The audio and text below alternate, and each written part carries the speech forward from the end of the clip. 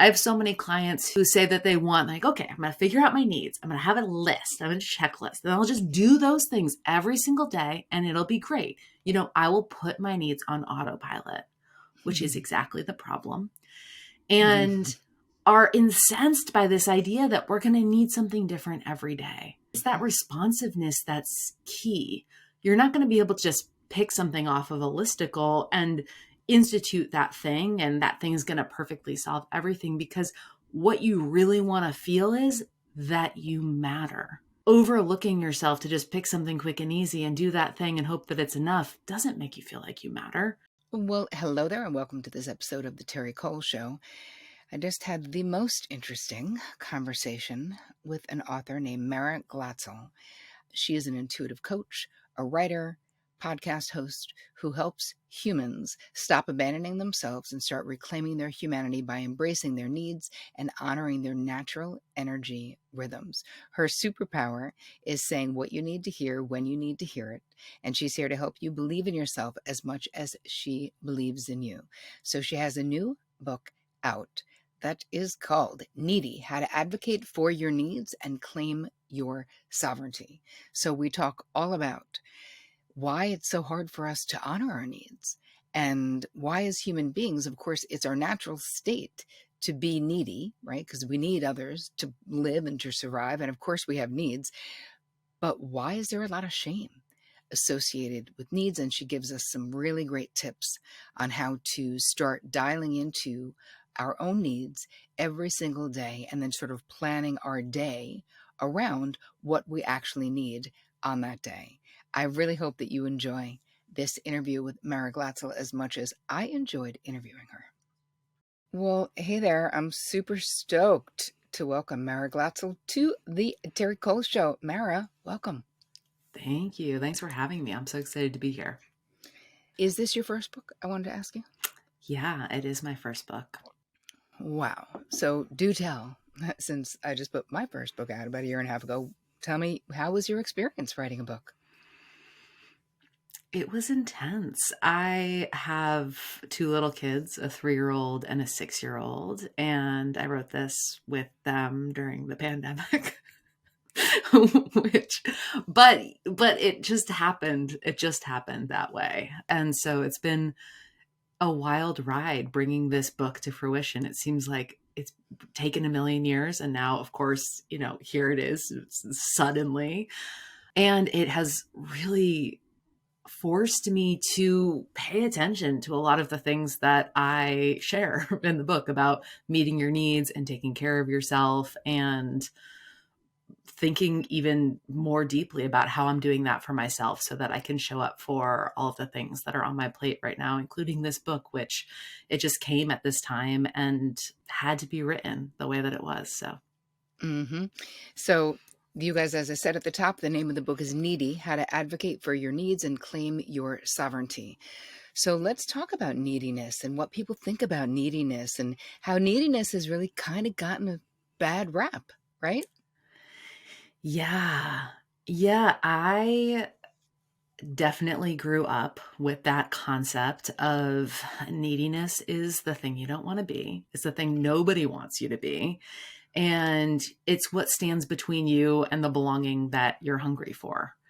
And, it definitely, as I was dating before I met my partner, it was the thing that you didn't want anyone else to think about you. And I was so accustomed to folding myself up into pieces and making myself small in order to try to belong, all the while not belonging to myself, and really feeling so lonely inside of that. And this feeling of working so hard to distance myself from what I thought were these least lovable parts about me in order to be loved, and ultimately feeling how empty that is. Even if you've gotten the relationship or gotten the job or gotten the thing, it feels so horrible. And then you're stuck with being not satisfied with the thing that you thought that you wanted. The thing you said that just blew my mind, and it's because it's just so true. And maybe it's obvious, I don't know, but I don't think it is, that the thing we desire so much as human beings is the connection and the belonging. But when you're sort of doing it at the expense of yourself, you don't belong to yourself.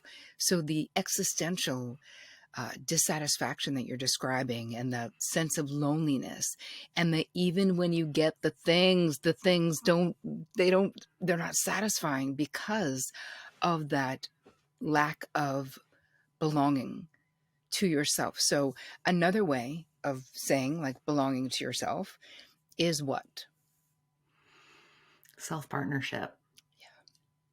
And so I really visualize this for myself. It's like going from I had this relationship with myself, which was very much like the last person picked for dodgeball. It's like, why? If I had been born as a better or different person, then I wouldn't mind having a relationship with myself. I wouldn't mind spending solo time because it would be great. But me, I have to spend this time with myself.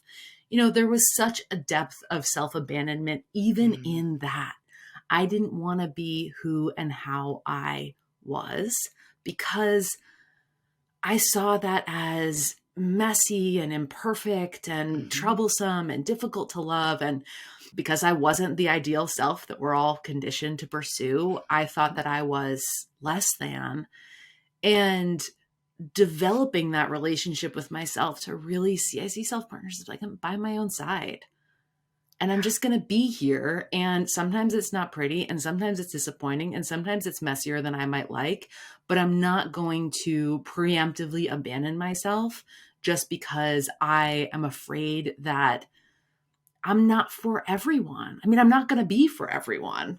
That in and of itself is still, I must admit, brutal truth, but Yes, it's true.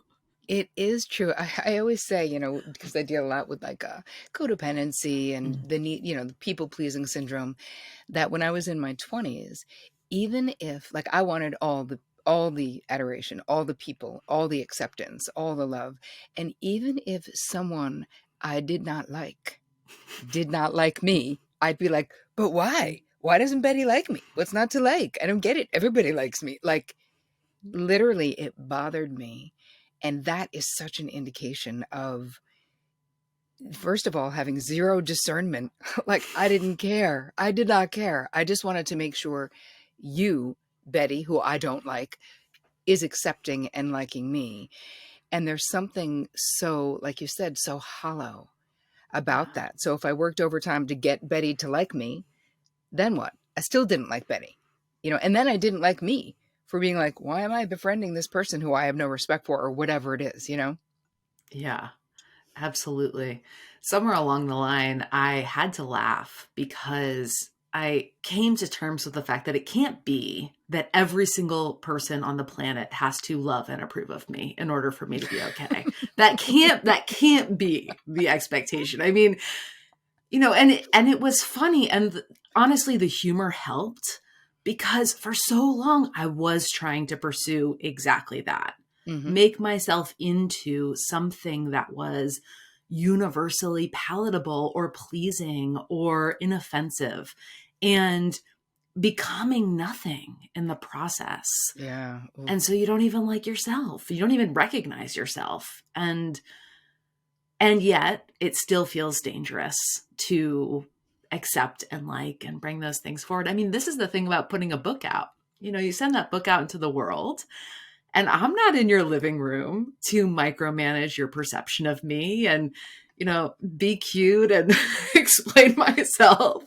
It is such a practice in really putting that space between this is me and this is you. And I'm going to be, I created this and out of what I wanted to create, what I felt called to create, and how you perceive it is really none of my business. Yep. It's so true, though. I have to say, my own experience. And I think, even though I talked for a long time about writing a book before I wrote a book, a long time, like a long time, more than a decade for sure. I was literally actively saying to people, I'm writing a book. And I was, but it took that long for me to get to what is the right thing for me to write about. And I think I also needed to get to a certain place in my own evolution of being secure enough in myself and in what I'm teaching and in my original thoughts and what I believe and my experiences and being in the trenches, that I could release. the way that it would be perceived, as long as I did my best job to accurately, transparently, and succinctly write the mother effing book I wanted to write, which I did. There has to be that moment where we release the outcome or the way that we're perceived. And I think that the vulnerability that, I don't know if it's real vulnerability or perceived vulnerability, because like your book, you're talking about yourself, right? You're talking Mhm. about concepts, but you're also sharing your journey with neediness and with self-love and with coming back around to you. And when I was writing it, it seemed less threatening. And then as it was time that it was going to come out, I was like, oh my God, like my sixth grade math teacher's going to, like I kept visualizing the people who I'd be like mortified if they actually knew who I really was. And then I realized, why would you be mortified? Are you ashamed of who you are? And honestly, the answer was no. And I was like, then don't fucking worry about it. Like, put it out there for what it is and hope that it reaches the people you want it to reach. I have a question for you. You know, your work talks so much about needs and human beings and how we are inherently needy as we are, even though somebody co-opted that word and made it a terrible thing. But personally, how do you tend to your needs? Let's just say on an average day. So I think that the single most important practice that I do every single day is check in with myself first thing in the morning. My life used to look like I would wake up and I would see this laundry list of things in front of me, and I would push myself into becoming whoever I needed to be in order to face that. And that led quickly to a place of burnout. I was just rushing past my own humanity to whatever it is that I believed was expected of me. Mm. And so I start every day, and I do this very quickly. As I said, I have two young children who are running into my room, but I check in with myself and I just assess, like, how am I tired today? Am I feeling anxious? Am I dehydrated? Do Mm-hmm. I feel sore? Am I excited about something? What is going on in my internal landscape, both my physical body and also my emotional body? And use that as the cornerstone. Like, okay, from there, I can look at what I have to do. I work for myself. So, I look at what I have to do and I think about what I'm best equipped for on that day based on how I Mm. feel. And if there's things that are on my list that are immovable for whatever reason, but I'm, not having a great day for whatever reason, I think about what I need in order to do that thing in a way that Mm. is as sustainable and kind as possible.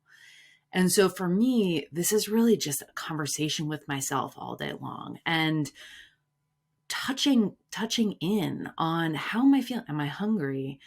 Do I need to pivot this way? Have I been sitting for a long time? Do I need socks? It's taking myself into consideration. And it seems so commonplace now, but if I look back even a couple Oh, of years, I'm able to see that I didn't matter. What I did mattered, who I yep. served mattered, who I took care of and, prioritized that day mattered, but I didn't matter. Mm. And it has been a journey to how can I not matter? I'm the vessel for everything that I do. I mean, I hesitate to say that because you deserve and require care regardless of what you're doing. But you're also probably doing a lot of things that you care about. And if you're not taking care of yourself, you're the vessel for everything. I always hear from parents who say, well, what about my kids? Surely they matter more than I do. Well, not in my house. Because if I am not in good working order, I don't even want to know what happens, right? Yep. They need me to be in good working order. I have to take care of myself, my business, my clients. I serve on way too many boards and committees. There are different things that I care about that I'm pouring my energy into. And that energy is only as good as my own care, my own capacity. It's So so true. taking that thought and turning it around and really coming back to again and again, what do I need? What do I need right now? What do I need in order to do that thing in a way that feels really good? I love that so much. So basically, you're saying your check in informs sort of the trajectory of the rest of your day. And inherent in what you're saying, Mara, which I love so much, is you give yourself permission to pivot if that is what's needed and if it's possible. Like you said, if you got to pick up a kid at dance, you can't be like, I don't feel like doing that, right? Obviously, you're going to go get that kid.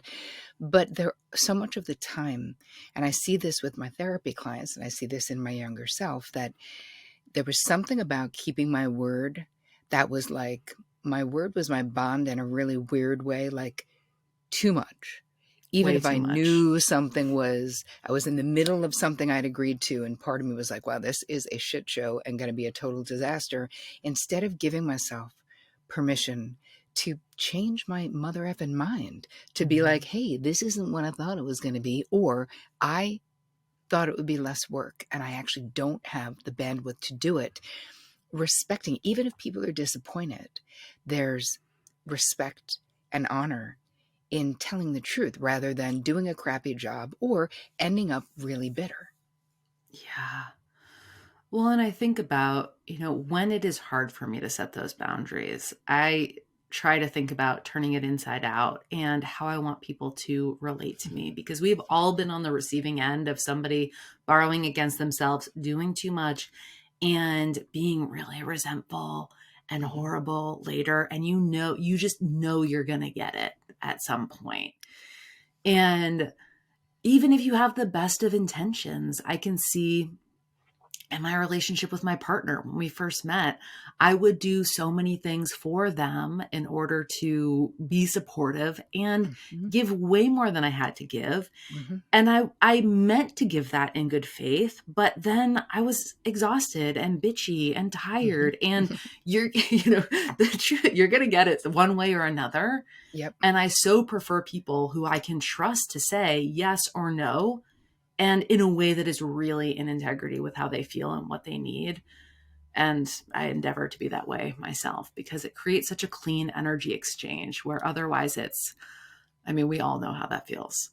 Messy as hell. But Mhm. there is something about what you're really talking about is trustworthiness, right? Like Yeah.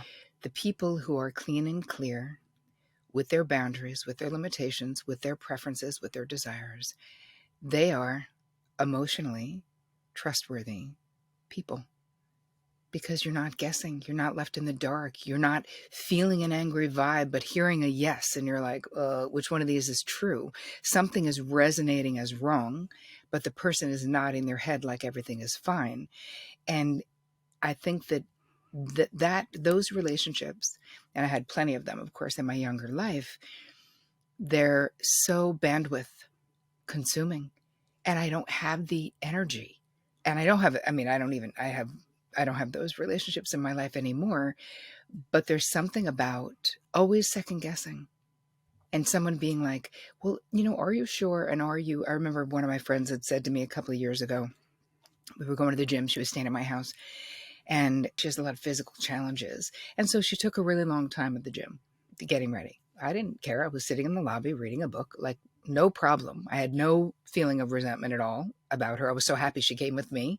We went in the hot tub. It was great. So anyway, we're driving home and we're almost there. And she's like, I hope you're not mad that it took me so long to get ready. And I was like, have you met me? Like, first of all, it hurt my feelings that, and I know it's her and I know her background. I know it's not the way that I wasn't acting mad, because I wasn't mad, but I also got really clear and I was like, Lynn, you never have to guess with me. If I have something to say, I promise you can trust me to say it. And I would never be mad at something like that. That's just, and of course that's her own projection, her fear of not being well enough or fast enough or whatever those things are. But even that, and that's a relationship I really value. So I don't mind having those conversations, but I couldn't have 15 of those relationships in my life because Mhm. it's so much energy out. So let me ask you, Mara, why do you think that as human beings, we are so uncomfortable with our neediness? Well, I think that we are conditioned within toxic productivity culture, capitalism, to produce and to produce perfectly and also yesterday. There's this impenetrable force field almost around what that requires, and it certainly has no space for humanity. And so we rightly assume there isn't a space for me to be as I am. That, Mm. there are people who don't want me to be as I am. They want me to show up and be responsible, as you said. They want me to follow through and do the thing that I said that I was going to do, even if it's bad for me. They want me to Hmm. produce the thing or make the thing and work on their timeline. And that is true. And also, we don't have to do that. We Hmm. don't have to rock up for whatever it is that those expectations are just because they're expected of us. And of course, we all have to keep roofs over our heads and food on the table. And there is a piece of this that we're absolutely involved with. But how we approach something, when we approach something, and allowing more of ourselves into the process, even within our own relationship with ourselves. Mm. It's this dance between, we know, people are burnt out. They don't have time to say, how are you really? And hear the full answer. Hmm. They, want it to be something that's simple. Maybe we grew up as children and we thought that our parents needed us to be a certain kind of way because they already had too much on their plate. Yep. Whether or not that was explicitly said, because for some of us, that was explicitly said. Oh But yeah. for others of us, it's just this sense of there's no space for me. I Mm. need to be helpful. And how I can be helpful is to make myself as small as possible. Yep. And so I always want to be careful because it's not that that's not real. Of course, it's real. There are absolutely people who are lining up at my door who want more from me than I have to give on every Hmm. single day. Hmm. But it's real and it's not real in that I can still make choices within that. I can still think about how I'm taking care of myself, what I require. When I make a commitment to something, I can make a tandem commitment to myself, to really giving myself whatever it is that I need in order to make good on that promise. Before, I used to just make promises and kind of clean up the mess later. And now, having that intentionality behind every yes and saying, okay, well, I'm going to have to say no to other things in order to say yes Hmm. to this. Am I willing to do that, first of all? Right. And second of all, what do I need in order to make good on that? And so I think finding your way into that, the messiness of that conversation with yourself is Hmm. essential, because on some level, you're right. People don't want you to be needy. It is Right. inconvenient. And you are needy because you're in a human body.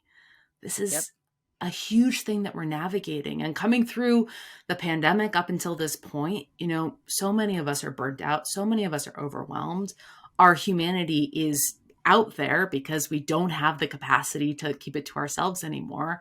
And so we Mm. have to grapple with this. And I think we can. Well, I mean, you give us so many amazing steps and tips and strategies to do so, but in listening to what you're talking about, it strikes me so much of it has to do with empowering ourselves to take responsibility for our own needs. Because here's the thing about what other people want, and I know this is what you're talking about in the book as well, is that it doesn't necessarily matter, because if you draw a boundary, if you clearly communicate your preference or your limit or whatever the thing is, you're taking responsibility for your side of the street. Whatever my perception is of that other person being disappointed that I had to say no, or mad that I'm not doing the thing that they want me to do, whatever the thing is, I have to also let that go and say that's their side of the street. I'm being true, taking care of my own needs so that I don't put them on other people. Because of course, what ends up happening, if you're not taking care of your own needs, then we're blaming, or at least I was blaming others for their entitlement instead of taking responsibility for my inability to say no. Suddenly, like, Betty is just so entitled. Why does she? why is she asking me to do that? And whenever my clients will say to me, they get all caught up in the why. Why would someone say that or do that? I'm like, dude, it doesn't fucking matter, and you're never going to know. So forget the why. The question is, what will you do now? What is your next right action for yourself to take care of yourself? I want to talk a little bit about, if I may, like your opinion in the difference between basically the self-care that we're kind of sold like on Instagram and online and all the places, and the self-care that you talk about in the book that we actually need. Yeah. So, well, thank you for asking this question. It's one of my favorites.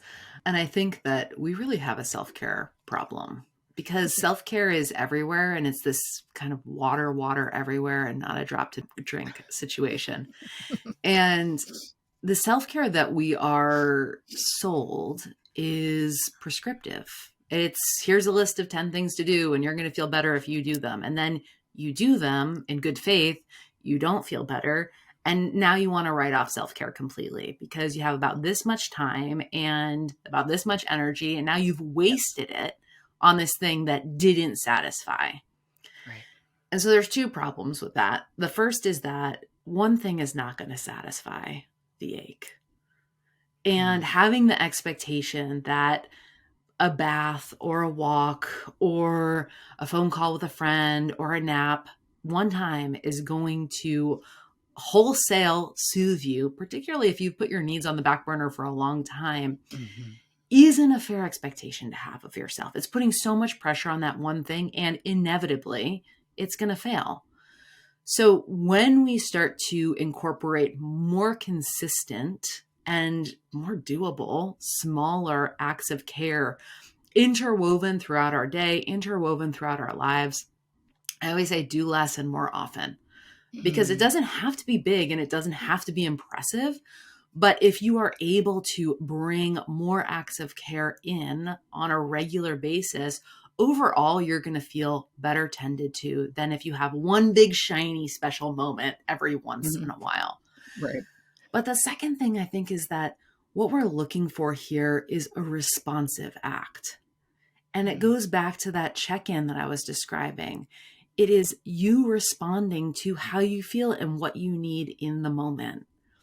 I have so many clients who say, and I've definitely felt this way myself, who say that they want, like, okay, I'm going to figure out my needs. I'm going to have a list, I'm going to checklist, and I'll just do those things every single day and it'll be great.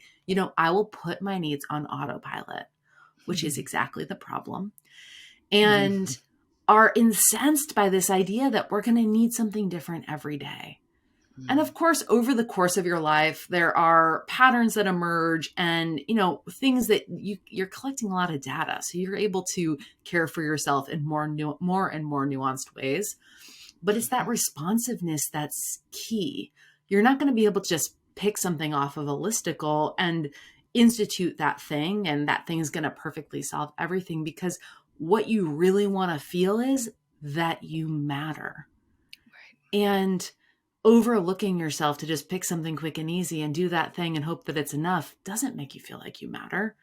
But checking in with yourself, genuinely asking and caring how you're doing Right. and what you need, and doing that thing, doing whatever is the most doable version of that Right. thing, will be infinitely more satisfying and delicious in the long run. And just like keep doing that. I mean, for so many of us, we carry so many incomplete stress cycles.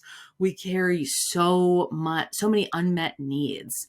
We have Mm. that feeling maybe of like, I'm just going to shove all of this stuff in the closet and I want to open it and look at it because then it might rightly topple out on me, Right. and then expect one thing to just take care of everything that we've been putting to the side. And so instead, thinking about it as this is a relationship with myself that I'm going to nurture and invest in over time in whatever way that I can. Some days it's going to be just a few minutes. Some days I'm going to have more time, but I'm not going to forget myself. I'm not going Mm. to minimize myself or make myself small in my relationship with myself. And I'm committed to showing myself that I matter. Oh, I love it so much. So for you in your own journey, Mara, is taking care of yourself in that way, being dialed into your needs, is that easy for you? Is it like a natural way of being? And do you ever get lost and sort of fall off track? It is not easy or Mhm. natural. I mean, it is now that I've been practicing it for a while, but I can remember, I wanted it to be somebody else. I wanted it to be anything. I read all of the articles. I signed up for all of the things. I took everybody's courses. I listened to all the podcasts. I wanted it to be something outside of Yeah. me because being in a relationship with myself felt exhausting and I was already exhausted. And I Hmm. think, especially for those of us who have been responsible for ourselves or felt responsible for ourselves over a wide spread of our lives, it can feel like, well, I really want to outsource my tending to my partner. I have a lot of clients who just expect their partners to read their mind and want Hmm. them to know what they want them to do the whole thing for them. And so in one, the partner's assessing the need, giving the need, and validating the presence of the need in one fell swoop. Right. And when they don't, all is lost. Yep. And how human of us, because it can be hard to have the bravery and the stamina. And that's why I think it's so important to have conversations like this. That's why I love your podcast, your book. Mm-mm. The more that we can have people around us that say, yeah, it can be hard. It can sometimes feel confusing. You can feel Hmm. overwhelmed. You're not alone in that. But it is your responsibility, right? This is your job in your own life. And you have to learn how to take responsibility for your needs if you want them to be met. Without a doubt. Amen. I want to say mic drop to that because it's so true. And I want to ask you a question about boundaries that I love to ask people who come on the show. Personally, what has been your most challenging boundary struggle and how did you overcome it if you have? Mm. My most challenging boundary struggle is preserving my own time and my Mm. commitments to myself. I find that I have been really good at figuring things out on a multitude of fronts. But when it was like I had a thing in my calendar that I was really looking forward to, but wasn't necessary, I want to say mandatory, I was the queen of, oh, I'll do that later. Yep. But I would not do that later. Mm. The narrator says she did not do that later. And so those moments, those kind of soft, not even a soft commitment, but those things that nobody benefited from but me, and also that were very much just for fun, just for joy. Hmm. And I tried putting them in my calendar, but I would just kind of like flick them out. I Uh-huh. tried saying I'm going to do it. And it took a long time of realizing, wow, I'm really resentful because when is it my time? When do I get to me? And even more insidious, why does nobody protect my own space the way that I protect theirs? Because I'm telling Yep. my partner, like, you said you were going to go to the gym. Aren't you going to go to the gym? You Yep. holding that commitment for them. And yeah, that was hard, but infinitely better to hold that space as sacred and not feel that resentment towards myself for Yes. diminishing myself and my own pleasure in my own calendar. Oh my God, I love it so much. All right. So, Mara Glatzel, tell everyone where they can get your book and where else they can find you, what else you're lit up about. You can find my book at maraglatzel.com/book, wherever books are sold. I'm really excited. I've been working on this for a long time and can't wait to get it into your hands. It combines story with practical, very tangible ways to practice everything that we talked about today. And as far as what I am delighting in right now, I think the weather. I mean, everybody is saying, well, we know it's global warming, right? And the weather, it hasn't snowed as much here, but it's really nice. And I have been super enjoying getting outside with my dog this winter because it hasn't been so cold. And that's really lighting me up right now. Right on. Well, I want to say thank you, thank you, thank you. Thank you for writing the book. The book, you guys, is called Needy: How to Advocate for Your Needs and Claim Your Sovereignty. You want this book? Go get this book. It is amazing. Thank you so much, Mara. I appreciate you. Thanks for having me, Terri. This was great.